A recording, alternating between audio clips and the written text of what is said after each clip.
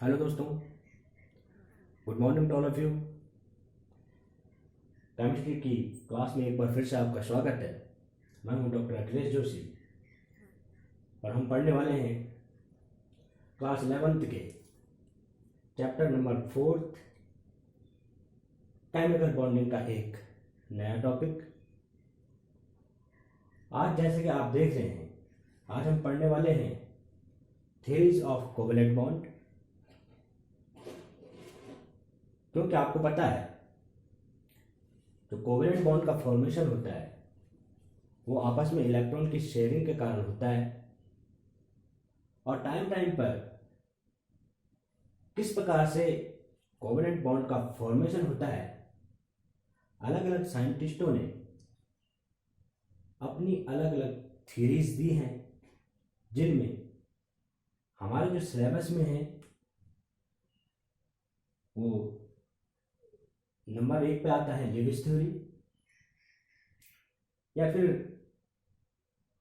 VBT valence shell electron pair repulsion theory, VSEPR, अमोटी। इस प्रकार से हमारे सिलेबस में ये थ्योरीज हैं।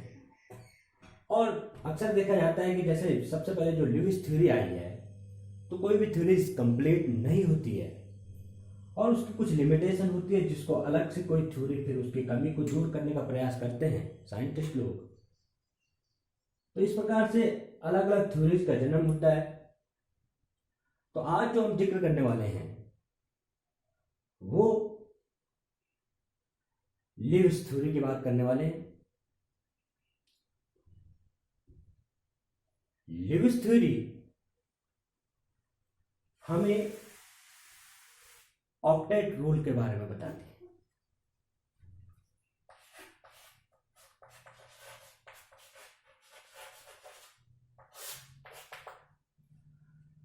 अब ऑक्टेट रूल क्या है? जैसे कि ल्यूइस नाम से हमें पता चल रहा है, दो साइंटिस्ट हुए हैं, एक हुए हैं ल्यूइस और दूसरे हुए हैं कौशल। इन्होंने 1916 में एक ऑक्टेट रूल दिया था। अब ऑक्टेट रूल क्या होता है? इसके आधार पर हम कह सकते हैं कि किसी भी मॉलिक्यूल में जो एटम होते हैं वो अपने ऑक्टेट कंप्लीट करना चाहता है। कोई भी एटम हो, अगर किसी मॉलिक्यूल की बात है, चाहे वो 2 एटम से बना मॉलिक्यूल है, 3, 4, जितने भी, उसमें जो प्रत्येक परमाणु होगा वह अपना ऑक्टेट कंप्लीट करना चाहेगा। और जो ऑक्टेट कंप्लीट करना चाहेगा, हो सकता है वह outer most total number of electron के कारण से ऑक्टेट कंप्लीट करेगा, या फिर हो सकता है वो किसी दूसरे के साथ बॉन्ड का फॉर्मेशन करेगा और एक प्रकार से कोवेलेंट बॉन्ड का फॉर्मेशन होगा और ऑक्टेट कंप्लीट होगा। तो ये जो ऑक्टेट रूल है, ये लुइस जो एक शायद जर्मन साइंटिस्ट हुए हैं और कौशल अमेरिकन साइंटिस्ट हुए हैं, इन्होंने ऑक्टेट रूल दिया था। और इसी के आधार पर जो लुइस डॉट स्ट्रक्चर हम बनाने जाएंगे वो हम इस ऑक्टेट रूल के आधार पर समझने की कोशिश करेंगे। तो इसके लिए कुछ नियम शर्तें हैं या फिर समझने की कुछ जरूरत है, जिसको हम यहाँ पे पॉइंट टू पॉइंट नोट करेंगे। सबसे पहली बात आती है लुइस डॉट स्ट्रक्चर की।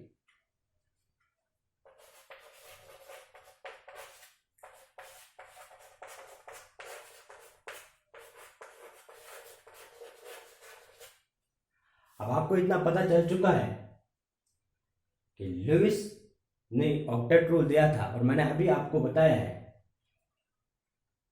कि जो 8 इलेक्ट्रॉन सेटिस्फाई कोई सपोज एटम है, हो सकता है यह कोई 2 का बॉन्ड फॉर्मेशन करे और इसके साथ दो लोन पेयर ऑफ इलेक्ट्रॉन हो जाए। एक बार फिर से बता रहा हूं, जो ये बॉन्ड बनाएगा तो इस बॉन्ड में भी दो इलेक्ट्रॉन होंगे, ये भी दो इलेक्ट्रॉन होंगे, तो दो तो बॉन्ड पेयर, दो दो चार, दो छह, दो आठ। तो इस प्रकार से यह अपना ऑक्टेट क्या कर रहा है, कंप्लीट कर रहा है। तो हमें ये चीज ध्यान रखनी होगी। और जो डॉट का मतलब है, डॉट या फिर जो ये हम डॉटेड स्ट्रक्चर दिखा रहे हैं, किसी भी मॉलिक्यूल में प्रत्येक एटम, सपोज ये AB3 टाइप का मॉलिक्यूल है या फिर ए ऐसा है,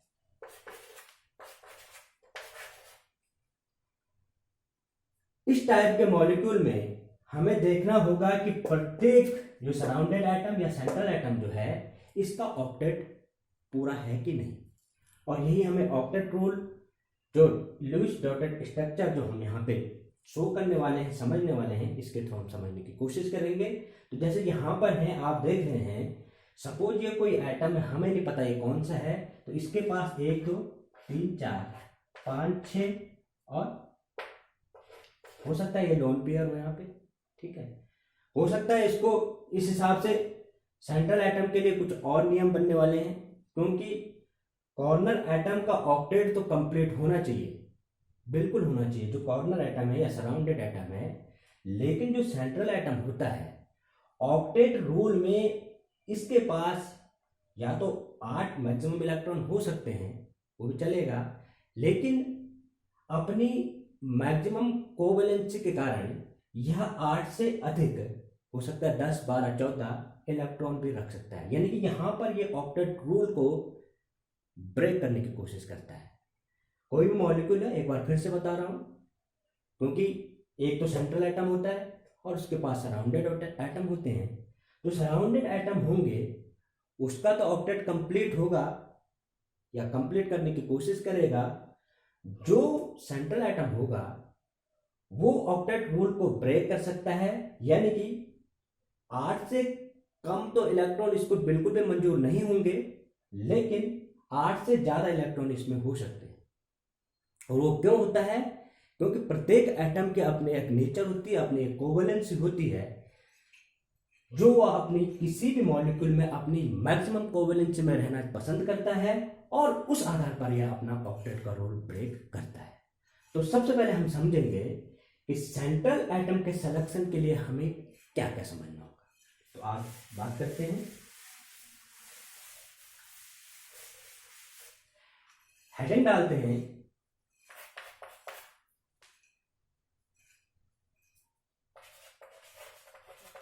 सिलेक्शन फॉर सेंट्रल एटम, क्योंकि हमें सबसे पहले सेंट्रल एटम का पता करना होता है। तो उसके लिए कुछ पॉइंट यहां पे होंगे जिसको हम जिक्र करेंगे, पॉइंट नंबर 1। और पॉइंट नंबर 1 में भी एक पॉइंट हम समझ सकते हैं, जो सेंट्रल एटम है उसको सबसे पहला जो शर्त है, किसी भी मॉलिक्यूल में कौन सा सेंट्रल एटम होगा जो लेस इन नंबर हो। अभी एग्जाम्पल का हम आगे समझेंगे। पहली जो शर्त है, हमें सबसे पहले ये देखना पड़ेगा। दूसरा जो, अगर सपोज डाई एटॉमिक मॉलिक्यूल है और डिफरेंट एटम है उस मॉलिक्यूल में, तो क्योंकि डाई एटॉमिक में दो तो एटम केवल होंगे, तो उसमें फिर आपने क्या देखना है, क्योंकि वहां पर फिर ये लेस नंबर तो आएगा ही नहीं। तो दूसरा जो पॉइंट आने वाला है, वहां पे हम लिख सकते हैं लेस इलेक्ट्रोनेगेटिव। अगर कोई डायटोमिक मॉलिक्यूल है और डिफरेंट एटम है, यानी कि पोलर मॉलिक्यूल है, ठीक, तो उसमें आपको सेंट्रल एटम कौन चूज करना होगा, जो क्या होगा, लेस इलेक्ट्रोनेगेटिव। क्लियर। अगर ये दोनों भी हो सकता है, वैसे अमूमन 90% केस इसी 2 पॉइंट में सॉल्व हो जाते हैं सिलेक्शन फॉर सेंट्रल एटम के लिए। फिर भी तीसरा पॉइंट हम लिख सकते हैं, जो लार्ज इन साइज होगा उसको हम सेंट्रल एटम कह सकते हैं, और अगर इस पे भी 1% या पॉइंट में कुछ परसेंट अगर फिर भी हमारा ये क्लियर नहीं हो पाता है, तो इसका एक चौथा पॉइंट हो सकता है ग्रेटर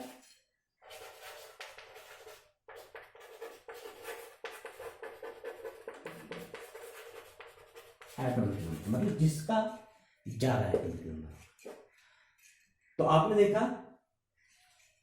हम किस प्रकार से सिलेक्शन करेंगे सेंट्रल एटम का किसी भी मॉलिक्यूल के लिए जो सबसे कम नंबर में होगा।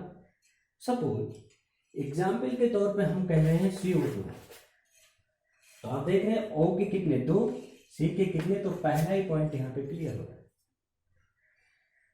क्लियर? इस प्रकार से हम ऐसे ऐसे बढ़ते जाएंगे और हम आराम से पता कर लेंगे किसी भी मॉलिक्यूल में कि सेंट्रल एटम कौन सा है। दूसरा जो इसका मेन पॉइंट है वो भी हम समझने की कोशिश करेंगे कि कभी भी hydrogen and fluorine central atom नहीं होंगे कभी। क्लियर? अब कौन कौन से हो सकते हैं सेंट्रल एटम, उनकी थोड़ा सा बात कर लेते हैं, क्योंकि हम पहले ही कह चुके हैं कि हाइड्रोजन और फ्लोरीन नहीं होंगे। तो सेंट्रल एटम कौन कौन से होंगे थोड़ा सा जिक्र करते हैं।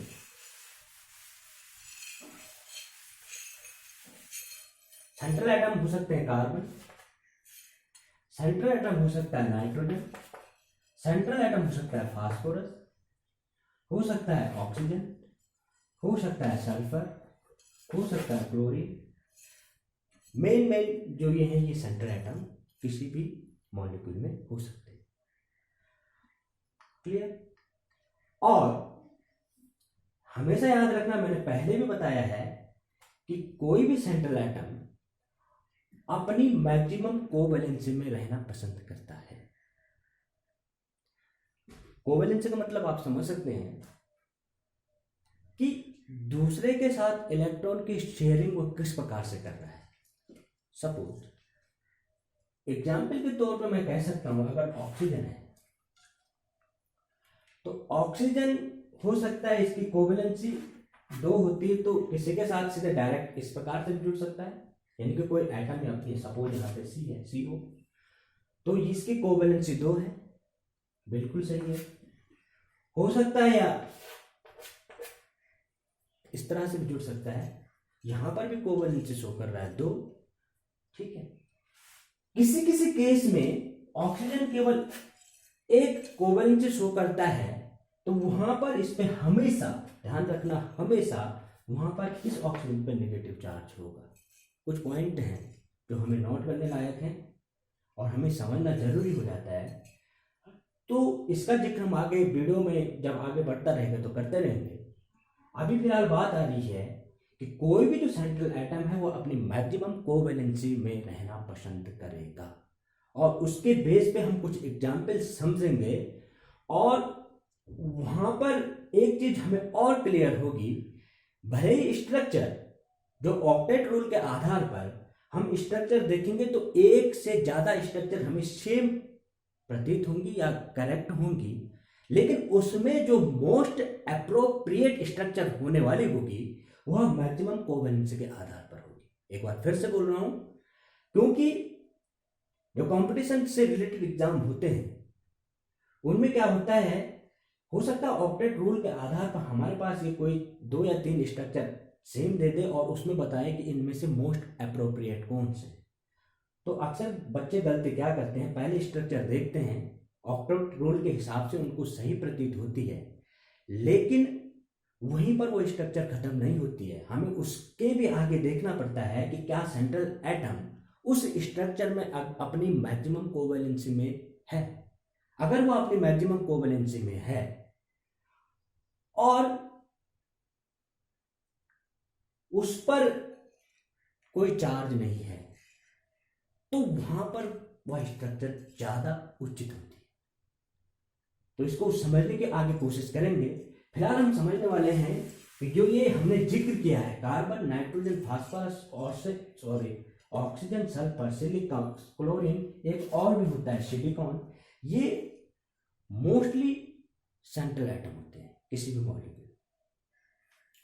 तो कार्बन आपको जनरली पता है, पूरी ऑर्गेनिक केमिस्ट्री इस पर आधारित है, ये हमेशा टेट्रावेलेंट होता है, 4 कोवेलेंट बॉन्ड बना सकता है। नाइट्रोजन के बारे में अगर मैं बात करूं, क्योंकि नाइट्रोजन और फास्फोरस एक ही ग्रुप के हैं। फास्फोरस तो पेंटावेलेंट यानी कि 5 मैक्सिमम कोवेलेंसी प्रदर्शित कर सकता है, यानी कि 5 बॉन्ड बना सकता है, लेकिन नाइट्रोजन कभी भी पेंटावेलेंट नहीं होता है। आप ये बात बिल्कुल माइंड में नोट कर लेना कि जो नाइट्रोजन है, भले ही ये दोनों nitrogen, phosphorus, arsenic, antimony, bismuth या एक ही ग्रुप के मेंबर हैं, लेकिन फास्फोरस तो PCl5 यानी पेंटावेलेंट स्ट्रक्चर बना सकता है, लेकिन कभी भी नाइट्रोजन पेंटावेलेंट नहीं। हाँ, 4 बॉन्ड मैक्सिमम बना सकता है। देखो, या तो नाइट्रोजन, क्योंकि नाइट्रोजन का परमाणु क्रमांक 7 होता है, आउटर मोस्ट या वैलेंस इलेक्ट्रॉन की हम अगर बात करें तो 5 होते हैं, लेकिन 5 इलेक्ट्रॉन होने के बावजूद वह कभी पेंटावेलेंट स्ट्रक्चर नहीं बनाता है। पेंटावेलेंट नहीं बनाता है, क्या कैसे कैसे बना सकता है? हो सकता है वो 3 बॉन्ड और 1 लोन पेयर शो करे, या फिर हो सकता है वह 4 बॉन्ड भी शो कर सकता है, लेकिन जब ये 4 बॉन्ड शो करेगा तो यहां पर इसके एक पॉजिटिव चार्ज आएगा। ये गांठ बांध करके नोट कर लीजिए, कभी भी नाइट्रोजन पेंटावेलेंट शो नहीं करता।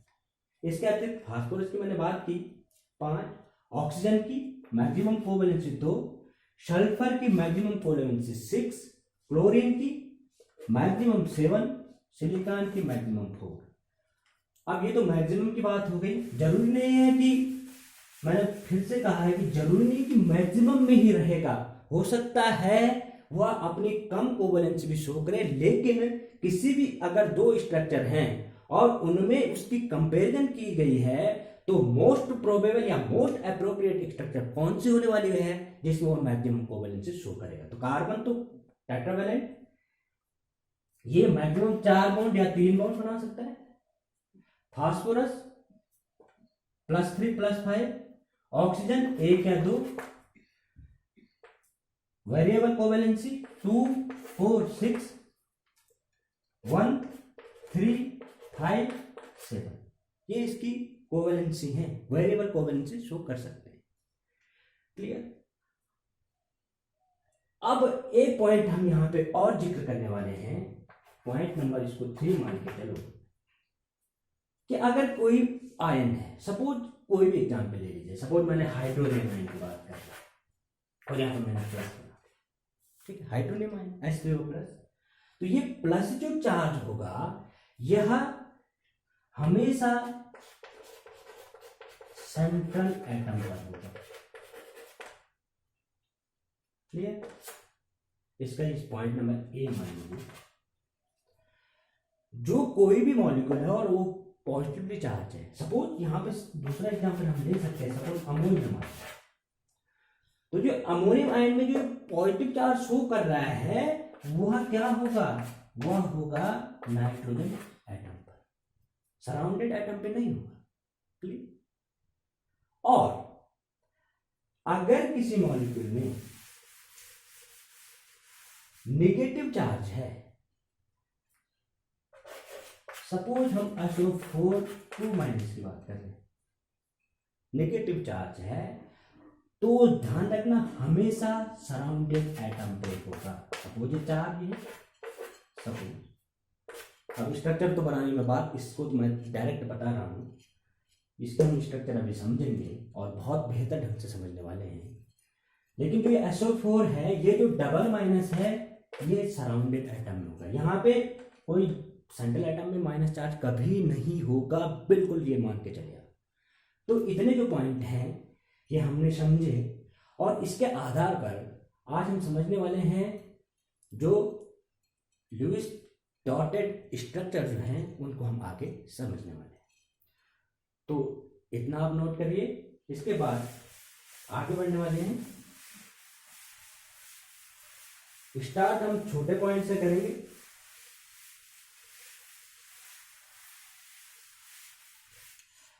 लुईस डॉट स्ट्रक्चर के लिए हम कुछ पॉइंट हमें पता करने होंगे और 100% हम उसकी स्ट्रक्चर बना देंगे। आप ध्यान से देखेंगे और मैं विश्वास दिलाता हूं कि आपको क्लियर समझ में आने वाला है। सपोज अभी हम कोई नॉन पोलर डायएटॉमिक मॉलिक्यूल की बात करने वाले हैं, सपोज N2 या O2 की बात करेंगे, तो इसके हम स्ट्रक्चर किस प्रकार से बनाएंगे? क्या ये जो N और आपस में N है, ये आपस में कितने बॉन्ड के द्वारा जुड़ेगा, ये चीज क्लियर होने वाली होगी। या फिर O और O है, वो आपस में कितने बॉन्ड के जुड़ने वाले हैं, क्योंकि अभी तो डायएटॉमिक की बात हो रही है, उसके आगे आगे बढ़ेंगे। तो शुरुआत करते हैं, सपोज नाइट्रोजन से ही शुरुआत करते हैं। तो हमें इसके लिए जब हम इसकी स्ट्रक्चर बनाने वाले होते हैं तो कुछ पॉइंट हमें नोट करने होते हैं। क्या? सबसे पहले हम N2 की बात करते हैं। N2 में जो नाइट्रोजन के जो आपस में जो दो एटम होंगे, वह लुईस थ्योरी या ऑक्टेट रूल के आधार पर हम इनको किस आधार पर जोड़ने वाले हैं? सबसे पहले हमें क्या करना पता होता है? Q इक्वल टू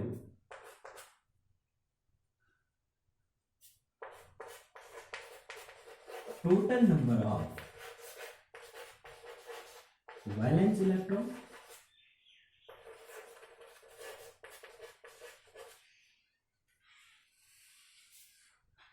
माइनस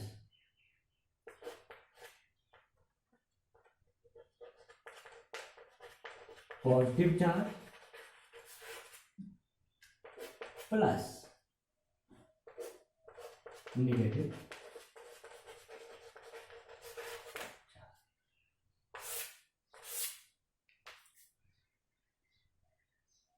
कोशिश करेंगे ये माइनस और प्लस, अगर किसी मॉलिक्यूल में निगेटिव चार्ज है तो उसको क्या करेंगे?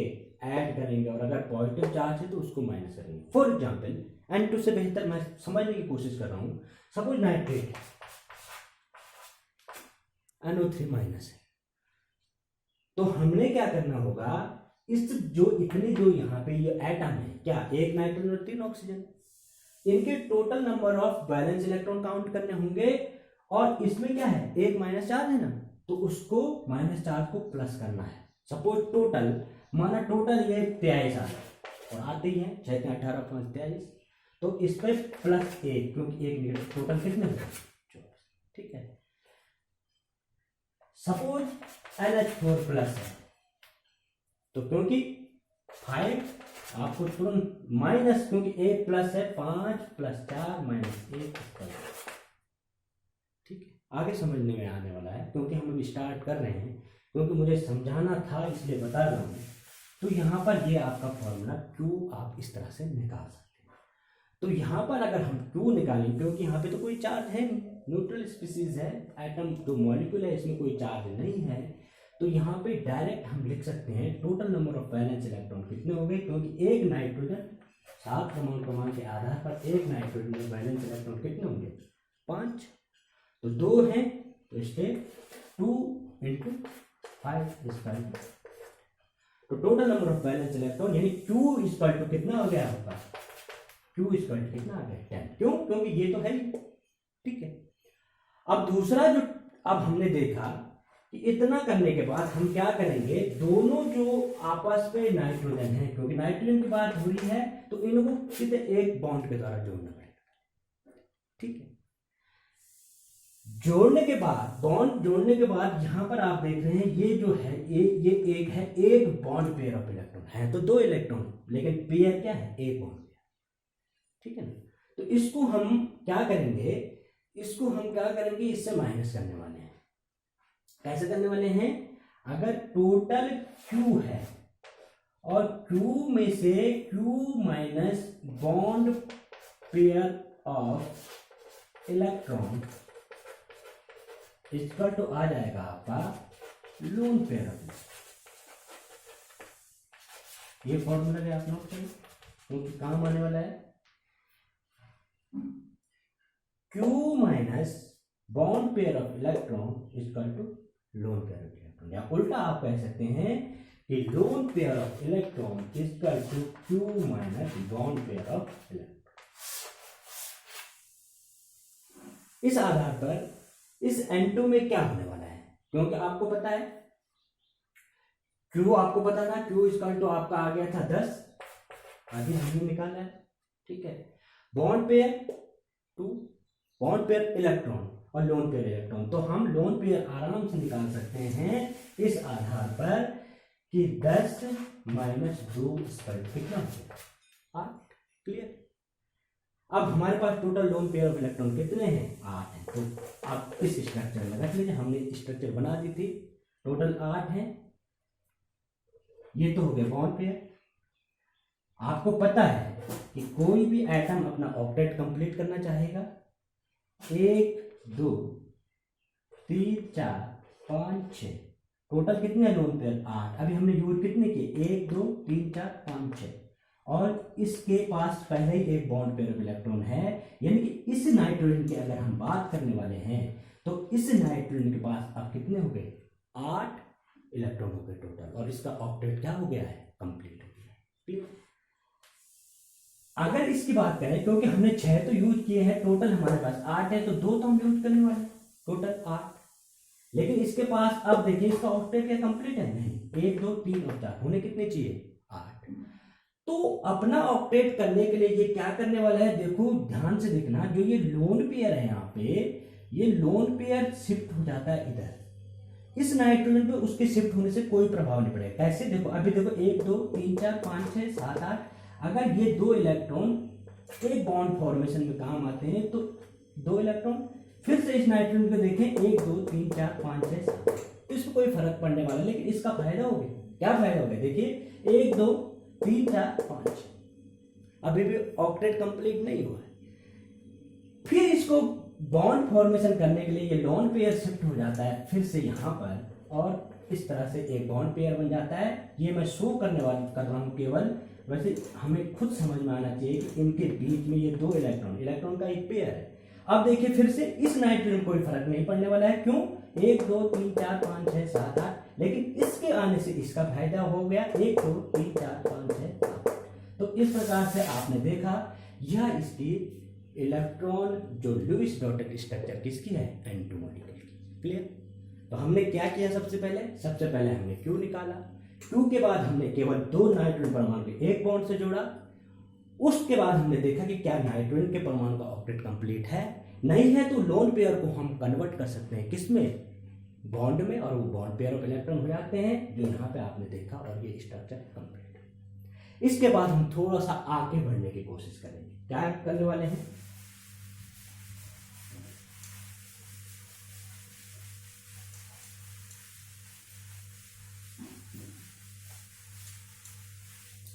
अब हम बात करने वाले हैं जो अभी मैंने जिक्र किया था नाइट्रेट आयन का, और इसके हम स्ट्रक्चर बनाने वाले हैं।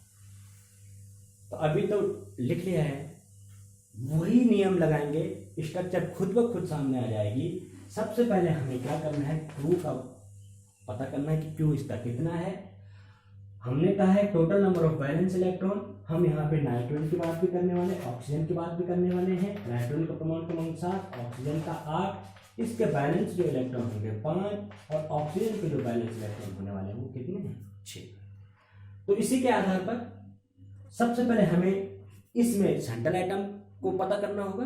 तो सेंट्रल एटम पहला ही पॉइंट हमको पता है कि लेस इन नंबर, क्योंकि ऑक्सीजन के 3 है, नाइट्रोजन के 1 है, तो ओबियसली नाइट्रोजन सेंट्रल एटम होने वाला है। उससे पहले क्यू निकालने की कोशिश करते हैं। तो Q central atom, balance electron 5, plus oxygen के कितने मॉलिक्यूल हैं, एटम है 3, और एक ऑक्सीजन पे बैलेंस इलेक्ट्रॉन कितने होते हैं 6। हमें पता है कि मैंने अभी भी बताया था आपको कि अगर माइनस चार्ज होता है किसी मॉलिक्यूल में तो प्लस ऐड करते हैं, और प्लस होते तो माइनस। तो 100% यहाँ पे क्या हम ऐड करने वाले हैं प्लस। इसको अगर टोटल काउंट करेंगे तो 5 + 18 + 1 = 24। क्लियर।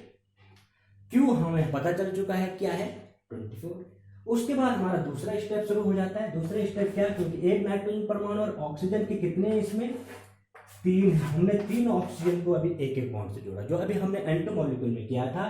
तो यहाँ पे 3 है, तो इसलिए 3 जगह एक एक बॉन्ड से जोड़ दिया। जब हमने इतना जोड़ दिया तो हमें पता चल चुका है कि यहाँ पर 1 बॉन्ड पेयर, 2 बॉन्ड पेयर और 3 बॉन्ड पेयर। हमें क्या निकालने हैं, लोन पेयर। लोन पेयर को आपको पता है Q minus bond pair of electron. Q है आपका कितना, 24 माइनस बॉन्ड पेयर कितनी, 6 इक्वल टू 18। यानी कि टोटल इस वाले मॉलिक्यूल में कितने लोन पेयर लगाने वाले हैं हम अब, 18। 9 पेयर टोटल इलेक्ट्रॉन, जो लोन पेयर इलेक्ट्रॉन है टोटल 18। तो वो कोशिश करते हैं लगाने की, इसको कुछ समय के लिए मिटा रहे हैं, क्योंकि हमें 18 लोन पेयर इलेक्ट्रॉन को यहाँ पे लगाने हैं। और सबसे पहले हमें कॉर्नर को बैलेंस करना होगा, उसके बाद हमें सेंट्रल एटम को बैलेंस करना होगा ऑक्टेट के रूप में। यहाँ पे देखेंगे आप 1 2 3 4 5 6 और 7 8 ऑक्टेट कंप्लीट होना चाहिए, यानी कि 18 में से 6 हमने यूज कर दिए। ऐसे ही यहाँ पे होगा 1 2 3 4 5 6 और 7 8।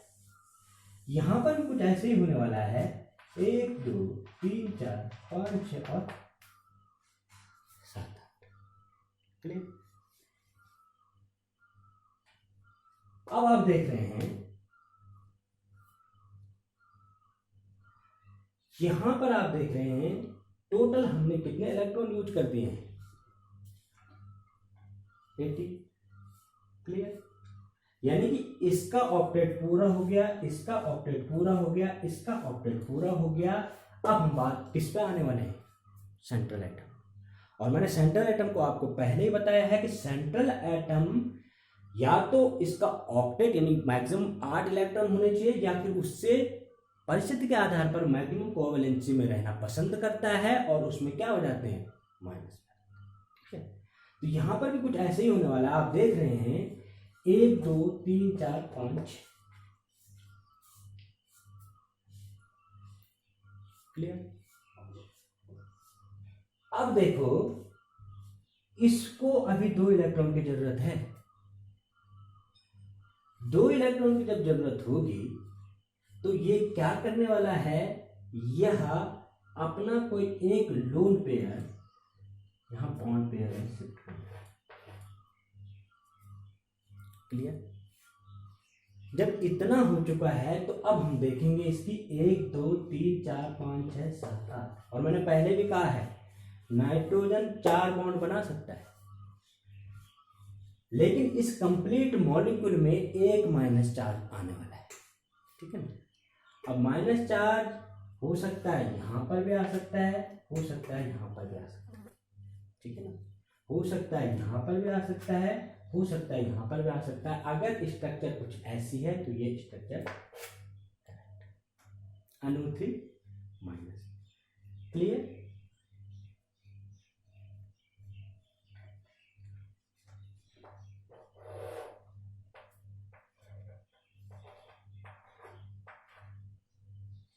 अब आप सोच रहे होंगे कि ये माइनस चार्ज यहाँ पे इधर आया, यहाँ पे इधर आया, यहाँ पर इसकी एक स्ट्रक्चर ऐसे भी हो सकती है। आप ये मत समझना ऐसा, ऐसे भी हो सकता है। ये रेजोनेंस एक शिफ्ट करता होता है, वो रेजोनेंस में आप समझेंगे। लेकिन अगर हम यहाँ पर इसको समझने की कोशिश करेंगे तो हम फॉर्मल चार्ज के आधार पर भी समझ सकते हैं। टॉपिक थोड़ा लंबा होने वाला है, इसको हम इसी को, ये चार्ज यहाँ और यहाँ शिफ्ट कैसे हो रहा है, इसको इसी वीडियो में आगे समझने की कोशिश करें। अगर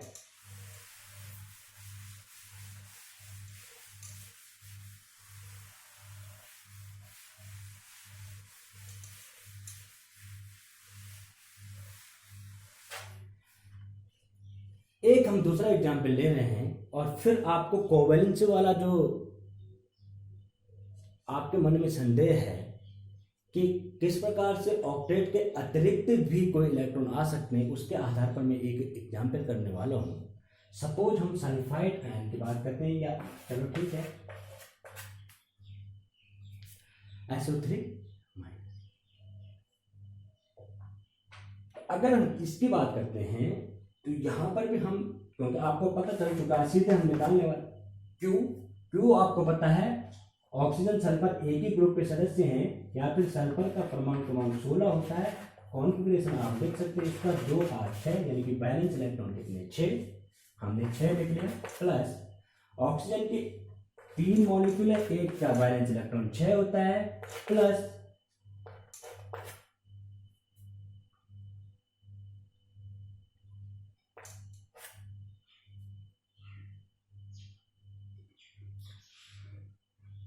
छः 18, 6 24, 1 25। ठीक हो गया।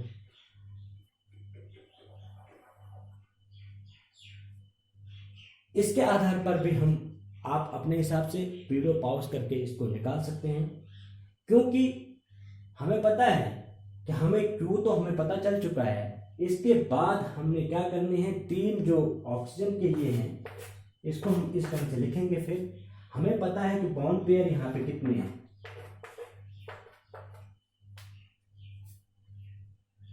इस आधार पर हम समझने की कोशिश करेंगे। तो हम देखेंगे कि इसमें जो मैक्सिमम वैलेंसी है वो कहीं ना कहीं जो इसका ऑक्टेट है वो 8 से ज्यादा आने वाला है। एक बार इस वीडियो को पॉज करके आप अपने आप कोशिश कीजिएगा। इसके बाद हम कुछ और जो टिपिकल एग्जाम्पल हैं उसको भी समझने की कोशिश करेंगे। सपोज इसी पे हम अगर SO4 और 2- की बात करते हैं तो वहां पर भी आपको देखना होगा कि क्या सल्फर अपने ऑक्टेट यानी 8 इलेक्ट्रॉन से ज्यादा प्राप्त करने की कोशिश करेगा। तो क्यू अगर आप निकालेंगे यहां पर तो 6 + 24 + 2 = 32, Q = 32। और वही बात अगर हमने यहाँ पे 4 लिख लिए, ठीक है, SO3 2- होगा वहां पे, इसलिए गड़बड़। चलो इसकी बात कर रहे हैं। तो यहां पे आप देख रहे हैं 1 2 3 4 5 6 7 8 क्या है, बॉन्ड पेयर ऑफ इलेक्ट्रॉन। तो 32 - 8 = कितना 24। ये जो 24 लोन पेयर ऑफ इलेक्ट्रॉन है इनको शिफ्ट कर देते हैं 1 2 3 4, क्योंकि अब मैं वीडियो फास्ट बना रहा हूं, इसलिए बना रहा हूं क्योंकि आपको समझ में आ चुका है। 1 2 3 4 5 6, फिर से यहाँ पर 1 2 3 4 5 6, यहाँ पर 1 2 3 4 5 6, यहाँ पर 1 2 3 4 5। आपने देखा 24 के 24 लोन पेयर हमने शिफ्ट कर दिए हैं, और आप देख रहे हैं प्रत्येक जगह 6 और 2 8, 6 2 8, 6 2 8, 6 2 8, 1 2 3 4 5 6 7 8। तो इस हिसाब से स्ट्रक्चर सही होनी चाहिए। क्यों? क्योंकि इसका ऑक्टेट भी कंप्लीट है, तो ये स्ट्रक्चर सही होनी चाहिए। लेकिन स्ट्रक्चर को मैं गलत तो नहीं बोलूंगा, लेकिन इससे मोस्ट अप्रोप्रिएट स्ट्रक्चर कुछ दूसरी होने वाली है। दूसरी क्या होने वाली है? यहां पर आप देख रहे हैं, यहां पर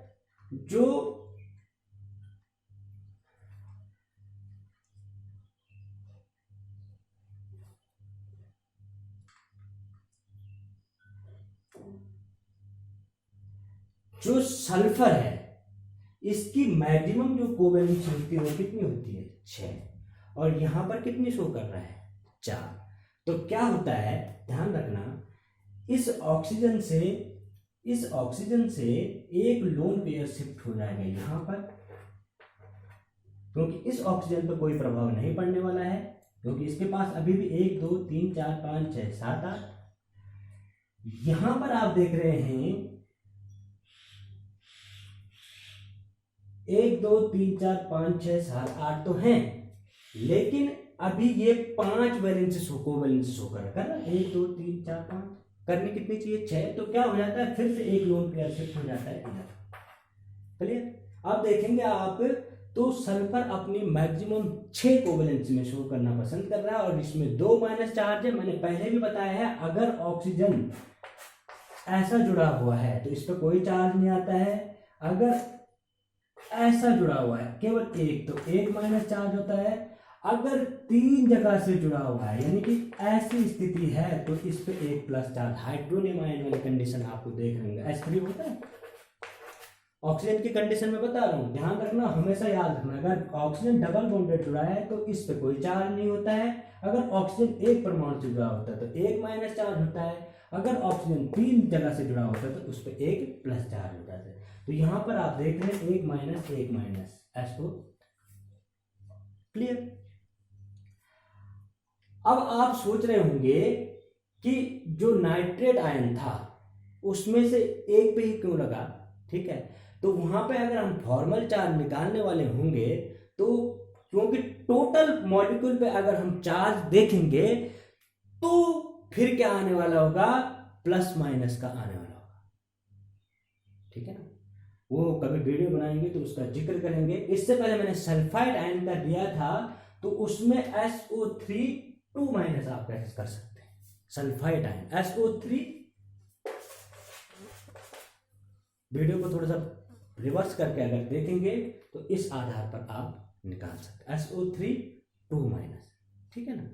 सल्फाइड आयन SO3 2 माइनस, तो अगर उसको करेंगे आप तो वहां पर क्या हो जाएगा, जो Q जो निकलने वाला है जिसमें हमारा 25 आया था उसमें कितना आने वाला है, 26 आ जाएगा, ठीक है। उस आधार पर आप कर सकते हैं। वहां पे मैंने गलती क्या कर रखी थी, ये लिखा। क्लियर? तो इस प्रकार से आज हमने देखा।